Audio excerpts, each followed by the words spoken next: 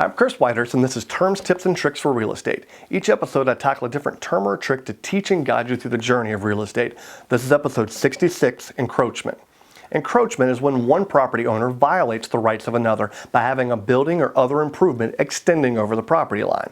The owner builds a detached garage at the rear of the property, and they guess where the property lines are. One corner of the garage extends too far and is actually built onto a neighboring property. That's encroachment.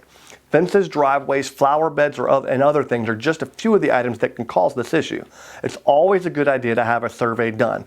That's precise measurements of where the property line falls.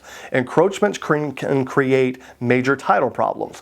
Things that may not bother current owners can be deal breakers when the home goes on the market. Encroachment should be resolved as soon as possible. If you like these videos, there's more of them along on my website at chriswhitehurst.com. You can also check me out on Facebook, YouTube, and other social media sites. Be sure to like and subscribe on each so you can stay plugged in and updated on all things real estate. Until next time, I'm Chris Whitehurst. Welcome home.